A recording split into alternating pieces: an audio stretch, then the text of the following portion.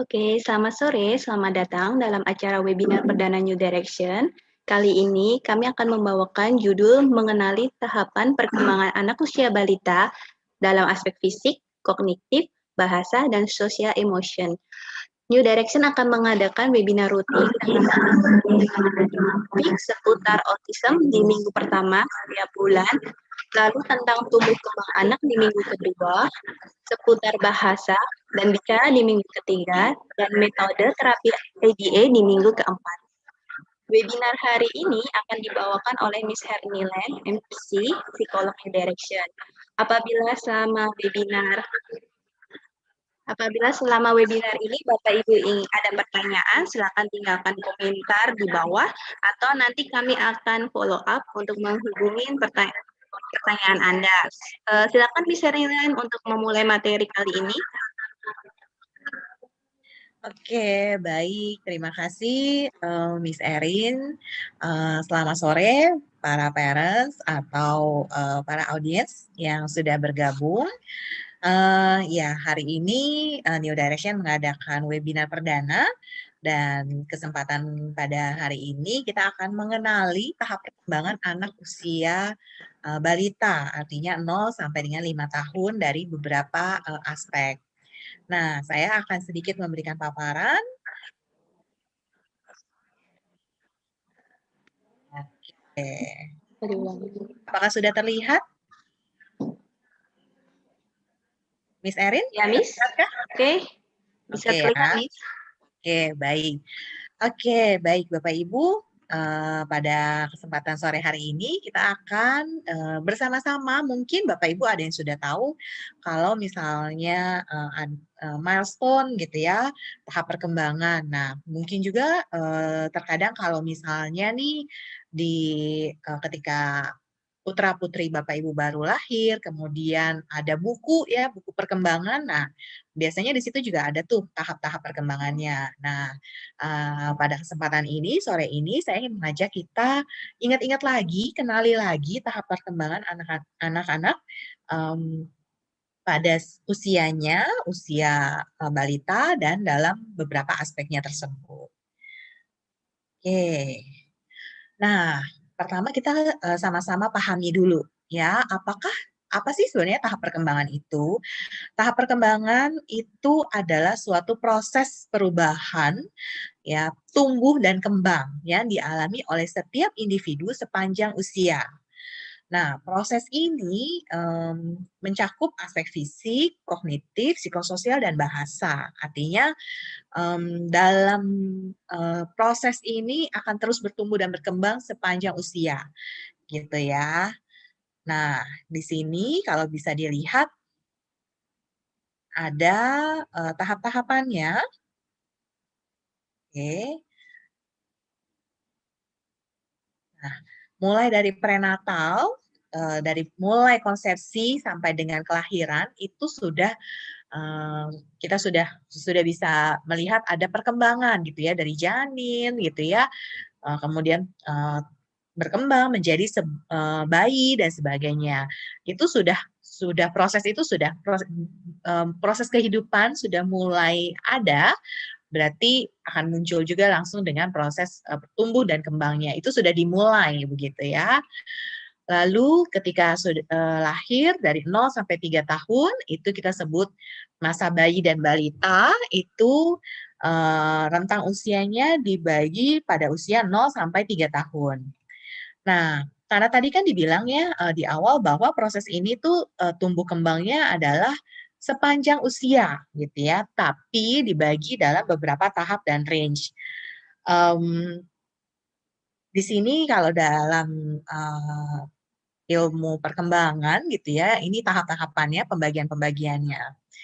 Tadi mulai dari prenatal, lalu 0 sampai 3 tahun itu kita sebut infancy atau toddlerhood, ya, masa bayi dan balita. Lalu masa anak-anak awal, early childhood, 3 sampai 6 tahun.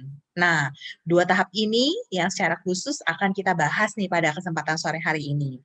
0 sampai 3 tahun dan 3 sampai 6 tahun. Kemudian beranjak 6 sampai 11 tahun itu middle childhood. Lalu pada masa remaja itu usia 11 sampai 20, ini agak panjang rentang usianya, tapi kemudian bisa dibagi dalam beberapa sama kayak itu ya, ada early, middle, dan masa remajanya itu sendiri, seperti itu. Lalu yang adulthood, yaitu 20 sampai 40 tahun. Lalu masuk di usia di atas 40 tahun, itu ada middle adulthood, dan di atas 65 tahun itu late adulthood. Seperti itu. Jadi ini memang lifetime milestone gitu ya. Nah, seperti yang tadi. Nih, kadang-kadang kita suka lihat ini ya, progress atau di sini early development journey gitu ya. Ini saya mengutip dari artikel ya. Di sini saya ambil dari Better Family Health. Di sini mungkin sama yang kayak tadi. Ini adalah perjalanan ya. Kadang-kadang di buku perkembangan gitu yang dipunya itu juga ada macam-macam gitu ya. Di sini kelihatannya mungkin singkat gitu ya. Kok rentangnya 6 bulan aspeknya ini, 12 tahun sampai 1 tahun cuma segini. Tapi kalau kita nanti breakdown lebih detail, yang dilihat tentu aspeknya fisik, kognitif, tadi ya yang sudah disebutkan di awal, bahasa, sosio emosi, seperti itu. Itu akan mencakup semuanya. Oke.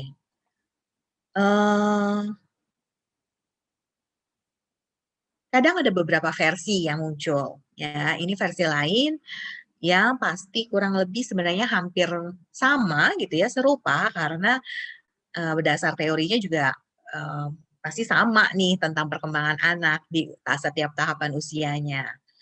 Nah, kita akan lihat sedikit satu persatu dari aspek fisik. Dari 0 sampai 3 tahun tadi gitu ya, sebenarnya dari aspek fisik 0 sampai 3 tahun dan berjalan 3 sampai 6 tahun, di usia 0 sampai 3 tahun perkembangan fisik dan kemampuan gerak motoriknya terlihat cukup pesat gitu ya. Ini yang kadang kelihatan tuh cepat banget perkembangannya. Nah, tapi ketika sudah masuk usia 3 sampai 6 tahun, perkembangannya udah cenderung stabil gitu. Bukannya kemudian tidak bertumbuh dan berkembang, ada, tapi cenderung stabil. Lalu perkembangan otak ya di usia 0 sampai 3 tahun ini juga nanti menyangkut ke kognitif. Ini perkembangannya juga berkembang semakin kompleks. Dan makanya terkadang kan sering ya dikenal bahwa pentingnya stimulasi, pentingnya deteksi dini gitu ya, karena memang di usia 0 sampai 3 tahun kadang juga suka ada yang menyebut golden age begitu ya. Nah, memang perkembangan otaknya lagi pesat juga nih perkembangannya. Seperti itu. Lalu di usia 0 sampai 3 tahun juga seluruh penginderaan dan sistem tubuh itu juga mulai bekerja, mulai dari sejak lahir gitu ya. Kan kadang-kadang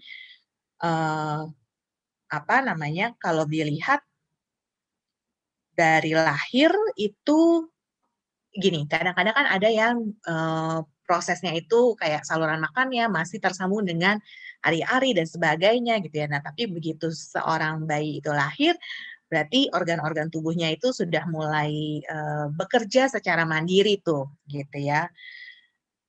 Lalu kalau di usia 3 sampai 6 tahun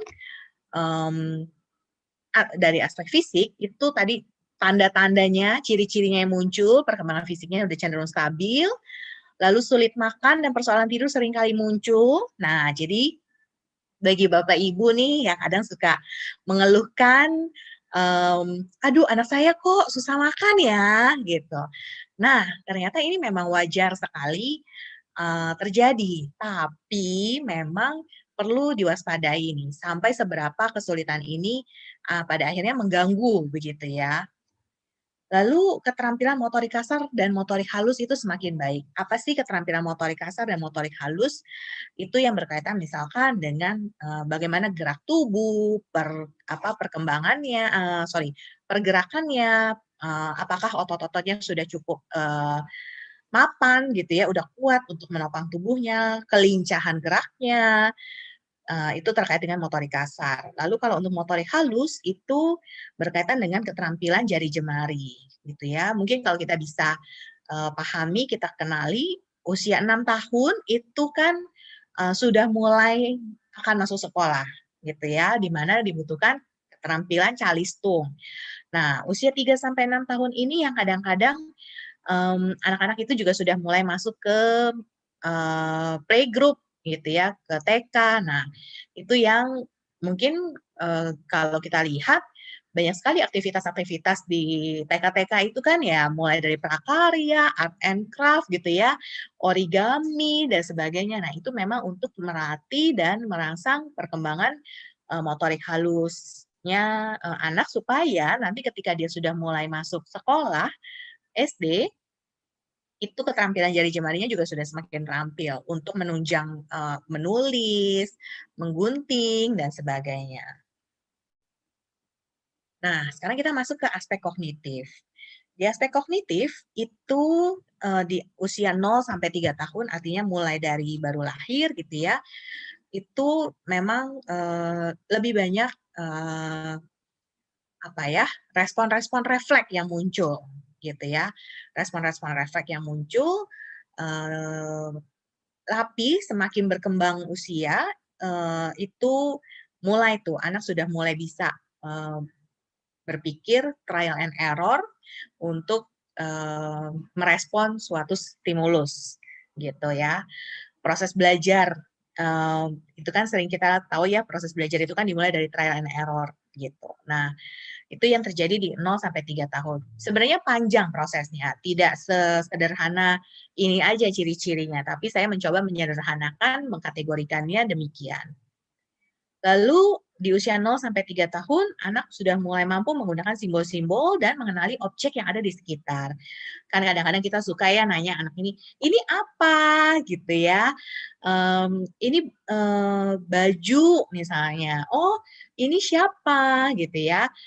Untuk anak, kita mencoba melihat apakah dia bisa mengenali, dirinya sendiri atau orang lain di sekitar gitu ya. Itu bagaimana kemampuan pengenalan. Lalu anak mampu melakukan imitasi. Nah, salah satu proses belajar juga adalah dengan imitasi. Ketika anak diajarin, "Ini warna apa?" "Merah." "Merah." Anak mengulangi. Nah, di situ anak usia 0 sampai 3 tahun itu sudah mulai mampu untuk, imitasi gitu ya, baik imitasi suara, bicara, ataupun juga perilaku nih gitu ya. Jadi bagi parents kadang-kadang jangan kemudian, "Ih, anaknya gampang banget niru nih." Nah, memang kita perlu berhati-hati juga nih, orang tua, pengasuh, atau siapapun yang ada di sekitar si anak, juga harus sangat berhati-hati nih, karena modelingnya juga lagi cepet-cepet banget nih. Kalau anak-anak kecil tuh gampang banget ya gitu belajarnya, mencontohnya, gitu. Lalu anak usia 0 sampai 3 tahun itu mampu memahami instruksi sederhana. Lalu beranjak ke usia 3 sampai 6 tahun, anak-anak pada usia ini memang cara berpikirnya masih bersifat egosentris. Artinya, kalau di 0 sampai 3 tahun itu tadi benar-benar, orientasinya ada tentang dirinya. Jadi peralihan gitu ya, 0 sampai 3 tahun, egosentrisnya ada, tapi udah mulai mampu nih untuk memahami sudut pandangnya orang lain, gitu. Artinya jangan kemudian, itu yang tadi, kadang saya suka mengajak parents untuk juga, memahami gitu ya, "Yuk kita pahami ini anak usia baru, let's say 4 tahun," gitu ya. Jangan kemudian kita menuntut berharap mereka bisa memahami maunya kita gitu ya, standarnya, kita orang tua gitu ya. Tapi memang anak ini masih butuh proses, yang dilihat adalah memang segala sesuatunya adalah untuk, dirinya gitu. "Ini punya aku," gitu. "Ya nggak bisa dong, kamu kan harus berbagi dengan adik, dengan kakak," misalnya harapan kita demikian, ya. Nah itu yang kadang-kadang kita perlu sadari, oh ya memang, karena di usianya sekarang masih baru transisi nih untuk bisa memahami sudut pandang orang lain. seperti itu. Jadi memang keakuannya, pokoknya semuanya aku, harus aku, gitu ya. Itu memang masih kencang-kencangnya nih di usia-usia ini. Lalu tanda lain adalah berkembangnya imajinasi. Artinya kalau misalnya mungkin parents gitu ya punya pengalaman dengan melihat, ih imajinasinya kok ini banget ya. Seandainya aku jadi pilot, aku mau keluar angkasa misalnya.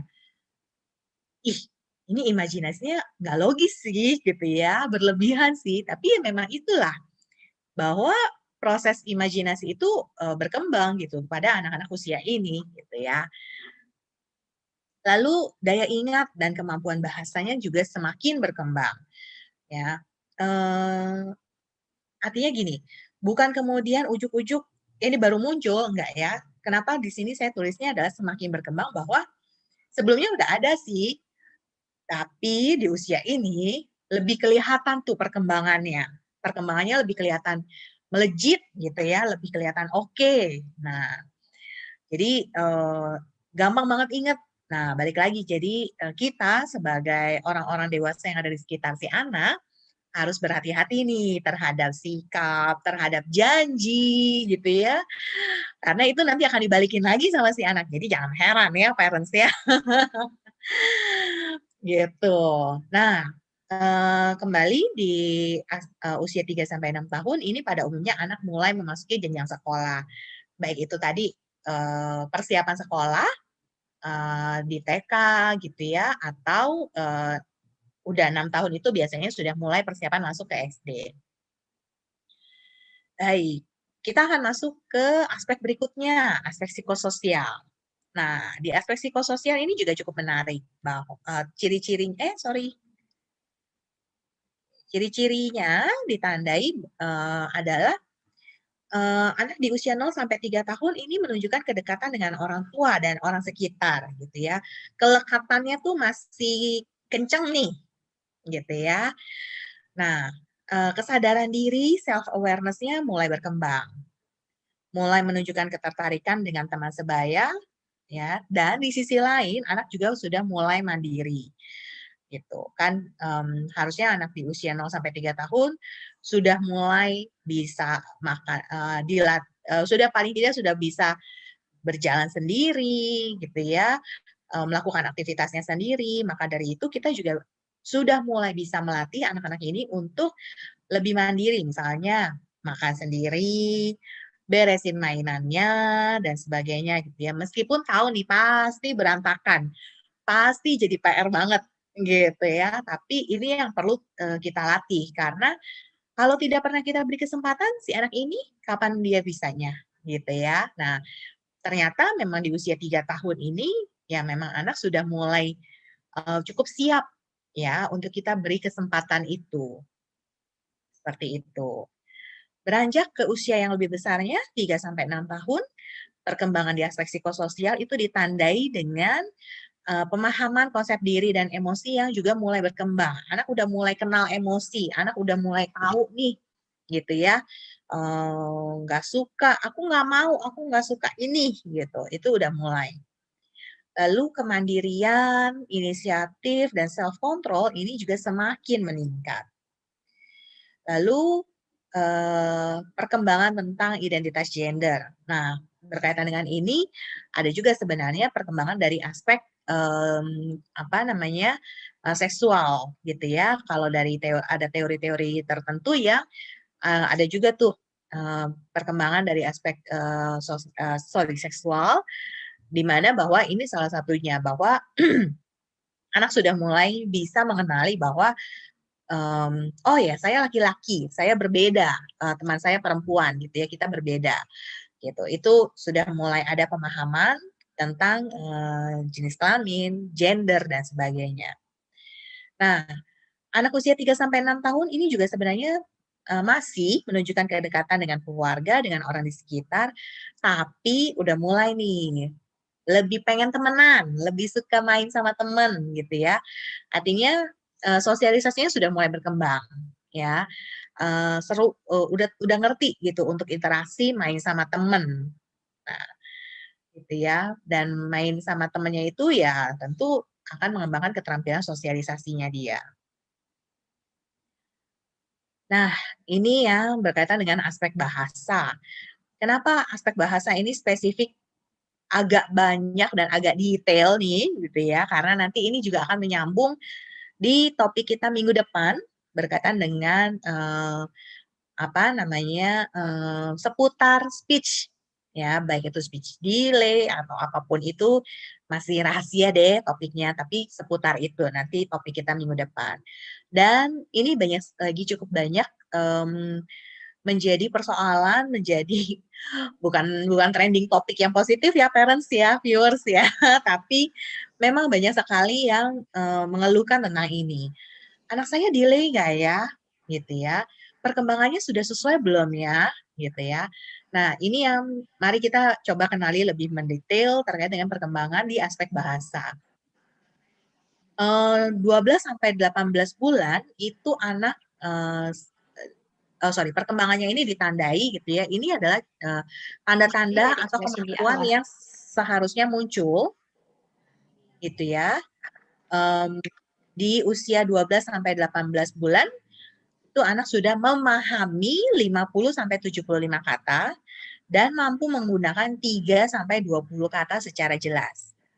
Masih muncul babbling sih. Babbling tuh kayak mama mama mama mama papa papa papa papa gitu ya. Produksi kata yang tidak bermakna. Masih muncul 12 sampai 18 bulan. Gitu ya.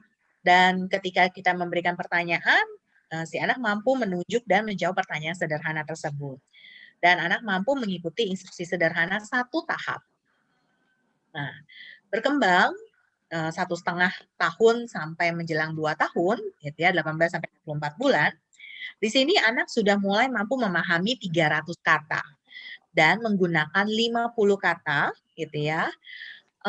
Sudah semakin banyak produksi kata yang bermakna, gitu ya, harusnya demikian. Tadi kan udah bisa pakai 50 kata nih, tapi udah bisa pakai, sudah bisa memproduksi lebih banyak kata yang bermakna daripada babblingnya tadi. Seperti itu. Dan anak sudah mulai mampu untuk menggunakan kalimat untuk menyatakan keinginan atau mengungkapkan perasaan. Contoh, aku mau susu, aku nggak suka itu, gitu ya. Itu sudah mulai muncul di usia 18 sampai 24 bulan. Lalu anak mampu mengikuti instruksi bertahap 2 tahap. Kalau yang tadi di usia yang lebih sedikit 1 tahap ya, naik itu harusnya sudah mulai di 2 tahap. Kemudian di usia 2 sampai 3 tahun anak sudah mulai mampu memahami lebih banyak lagi, 900 kata gitu ya. Mampu menggunakan 500 kata atau mengucapkan 500 kata ya dalam komunikasi, dalam interaksi, dan kejelasan bicaranya itu udah 50 sampai 70% deh. Kurang lebih ya, kurang lebih. Memang tidak ada tolak ukur secara jelas gitu ya, tapi memang kita tahu nih, oh ya, udah lumayan bisa dimengerti gitu ya omongannya. Dan mulai terbina eye contact. Kalau tadi anak udah mulai bisa mengungkapkan keinginannya lewat kalimat, ya, di usia 2 sampai 3 tahun seharusnya sudah ditandai bahwa anak sudah mulai bisa mampu menggunakan kalimat tanya untuk bertanya dan melakukan percakapan. Ya. Contohnya, Mama mau kemana? Gitu. Ya, itu sudah muncul tuh harusnya di usia 2 sampai 3 tahun. Ya, udah bisa nanya, ini apa? Itu apa? Gitu ya. Dan tanda lain adalah anak sudah mulai bisa memahami kata ganti kepunyaan dan kata ganti orang. Aku, kamu, gitu ya, adik, dan lain-lain itu sudah, oh ini punya dia, gitu ya, itu sudah mulai kenal dan tahu. Lalu anak mampu menjawab pertanyaan sederhana 5W1H. Artinya kalau tadi dia yang nanya, sekarang kalau dibalik ditanya, Ade mau kemana? Gitu ya. Dia juga sudah mulai bisa menjawab. Sekolah, misal gitu ya. Pulang. Nah, seperti itu. Lalu anak juga sudah mulai bisa melakukan interaksi dan percakapan dengan orang lain. Artinya ini sudah komunikasi dua arah nih, udah mulai berkembang. Lalu 3-4 tahun itu sudah semakin banyak lagi kata yang dipahami, sekitar 1.200. Lalu anak sudah mampu menggunakan 800 kata, kejelasan bicaranya 70-80%, sudah semakin oke. Lalu eye contact-nya juga semakin intens, ya. Semakin banyak juga pertanyaan yang diajukan, gitu ya. Artinya kadang-kadang orang tua, aduh ini anak saya bawel banget sih, gitu ya. Ya memang demikian, gitu. Dari aspek kognitif, perkembangan kognitifnya juga lagi besar-besarnya, rasa ingin tahunya juga besar, gitu ya. Maka munculnya dari banyaknya pertanyaan, gitu ya. Ini kenapa? Itu apa? Mama ini siapa? Gitu ya. Jadi banyak banget tuh pertanyaan-pertanyaan dari si anak yang kadang-kadang, aduh, pasti orang tua capek nih ngeladeninnya gitu ya. Tapi itulah, justru dengan demikian menunjukkan bahwa, oh ya memang anak ini sedang berproses, bertumbuh, berkembang gitu ya, dan ini adalah proses yang positif sebenarnya. Lalu anak juga sudah mulai mampu menginisiasi percakapan, gitu ya. Jadi nggak melulu harus dimulai dari orang dewasa. Kayak tadi, di usia yang sebelumnya aja, itu aja anak sudah, "Mama mau kemana?" Gitu ya, "Hari ini makan apa?" Gitu. Nah, itu sudah mulai tuh. Dan anak juga udah mulai bisa kita ajak diskusi dan negosiasi, ya. Nah, di usia 3-4 tahun anak juga, eee bisa memahami preposisi dalam kalimat gitu ya, misalkan dan, di, atau gitu ya. Jadi anak udah tahu tuh penggunaan-penggunaan kata lainnya itu, artinya tidak hanya pengenalan objek konkretnya. Lalu di usia 4-5 tahun ini sudah semakin banyak lagi pemahaman katanya, 2.500 sampai 2.800. Lalu anak sudah mampu menggunakan 1.500 sampai 2.000 kata. Kejelasan bicaranya mencapai 80-90%, yang artinya sudah semakin clear ya, semakin bisa dipahami, tidak hanya oleh orang terdekat nih harusnya. Kadang-kadang saya suka menemukan, iya Bapak anaknya sudah bisa bicara gitu ya, kadang-kadang, oh ya bisa, kadang-kadang dia sebut kata gitu ya, tapi ternyata ketika kita yang dengar, hah? Apakah kata itu gitu ya, orang lain nggak mengerti gitu ya bahasa ibu, jadi hanya ibu dan orang terdekat aja yang ngerti misalnya gitu ya, mmm, apa, susu gitu ya, kadang-kadang cuman cucu gitu, itu kan berkaitan dengan, ah, siapa yang ngerti nih cucu yang diartikan sebagai susu atau memang cucu, ya dalam bahasa Indonesia kan juga ada ya, cucu gitu. Nah itu, kadang-kadang kita perlu memperhatikan itu. Kemampuan bicaranya oke bisa, tapi dimengerti nggak nih oleh orang lain? Jelas nggak nih? Kejelasan di sini dalam arti bukan hanya kejelasan artikulasi ya, tapi pemaknaannya itu tadi gitu. Udah clear belum nih? Penggunaan katanya udah tepat belum? Lalu anak juga mulai mampu menggunakan kalimat untuk menceritakan kembali suatu kejadian. "Mama, aku tadi di sekolah ketemu sama teman aku," dan seterusnya dan seterusnya. Jadi anak udah mulai bisa makin bawel cerita gitu. Apakah ceritanya runut? Nah itu, kadang-kadang mungkin belum ya gitu, nggak apa-apa, tapi itu proses bahwa dia tahu nih, kan tadi, kalau kita ingat lagi, aspek kognitif, daya ingatnya kan juga mulai berkembang ya, itu. Jadi daya ingatnya mungkin dia mau ceritain kejadian-kejadian yang sudah pernah dia alami, mungkin masih belum runut-runut banget, namanya juga masih berproses ya, Bapak dan Ibu ya, gitu. Lalu anak sudah mulai mampu mengikuti instruksi 3-4 tahap. Ya, "Adek, tolongin mama dong ke depan, kamu buka pintu, ambilin ember, ya, embernya yang warna biru, kamu isiin air, habis itu bawa masuk lagi." Gitu. Nah, seharusnya anak sudah bisa mampu mengikuti instruksi-instruksi seperti itu. Lalu, kalau kita sajikan cerita, anak sudah mulai mampu juga membuat cerita sederhana. Ada gambar roti misalnya, "Coba kamu bikin kalimat cerita," gitu. "Oh, ini roti isi coklat ya. Adik senang makan roti coklat. Kayak gitu. Itu sudah mulai bisa membuat cerita dari gambar-gambar, dari objek-objek yang dilihatnya dan sebagainya. Lalu terakhir kalau anak masih imitasi, mau kita ajak imitasi, dia mampu imitasi kalimat yang terdiri dari 10 sampai 12 kata. Oke, itu sepintas gitu ya terkait dengan pengenalan tumbuh kembang anak dari dari aspek tadi fisik, kognitif, sosio emosi dan bahasa. Nah, terkadang orang tua bertanya nih, lalu Miss, kapan ya kita perlu waspada gitu ya? Kadang saya juga sering kali menemui parents yang sebenarnya anaknya masih on the track nih, tapi orang tuanya yang udah cemas duluan nih, kenapa-napa ya anak saya, karena anak saya gimana-gimana nggak ya gitu ya. Atau sebaliknya, udah lewat usianya, udah usia 5 sampai mungkin 5 tahun, 6 tahun, sebenarnya perkembangannya kalau kita screening, kita lihat masih setara dengan anak usia 2 sampai 3 tahun misalnya. Ya, jadi kapan nih kita perlu waspada? Segala sesuatu yang berlebihan kan itu tidak baik ya. Terlalu cemas juga nggak oke. Orang tuanya terlalu panik, terlalu cemas. Di sisi lain, terlalu cuek itu juga akhirnya juga nggak baik. Nah, pertanyaannya kapan kita perlu waspada?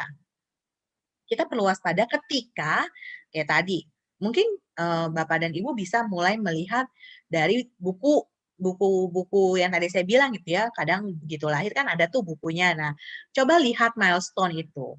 Ketika beberapa tuntutan perkembangan belum sepenuhnya tercapai di usianya, dari si usia si anak, itu kita perlu waspada gitu ya. Kalau di buku, biasanya buku tumbuh kembang itu kan cukup detail ya, mulai dari 0 sampai 0 berapa bulan per bulannya harus bisa udah bisa apa. Mulai bisa tengkurap, merangkak, merayap, berdiri, berjalan gitu ya. Itu perlu dilihat proses itu. Sudah sejauh mana itu tercapai gitu ya. Ada satu step atau satu tahap yang kelewat aja. Itu juga udah harus jadi warning tanda kutip gitu. Nah, kalau kemudian disadari setelah screening, oh iya ya, aduh kayaknya anak saya udah ketelatan nih gitu. Lalu apa yang harus dilakukan? Segeralah untuk mencari bantuan penanganan. Ya, penanganannya ini bantuan tenaga ahli di sini bisa parents langsung datang gitu ya mencari dokter anak di klinik tumbuh kembang untuk bisa dilihat atau di screening lebih detail terkait tadi milestone perkembangannya. Tahap mana yang kelewat, tahap mana yang belum belum memenuhi gitu ya. Itu bisa dilakukan oleh dokter anak di rumah sakit atau klinik tumbuh kembang atau juga dengan psikolog gitu ya. Psikolog anak, psikolog tumbuh kembang yang memahami tentang tumbuh kembang itu juga bisa gitu ya lewat screening. Gitu. Nah, kembali di sini kami New Direction ingin memperkenalkan bahwa kami juga sesuai dengan judulnya ya Early Intervention. Jadi kami juga menyediakan layanan jasa intervensi dini gitu ya untuk membantu parents yang ingin di screening gitu ya, diobservasi lebih detail terkait dengan tumbuh kembang anaknya yang kalau memang dicurigai mengalami keterlambatan seperti itu. Ya, silakan bagi parents yang mungkin membutuhkan informasi lebih lanjut bisa menghubungi kami ya. Silakan layar ini boleh di-screenshot, boleh difoto, disimpan untuk kemudian nanti menghubungi kami. Kami terbuka untuk konsultasi lebih lanjut gitu.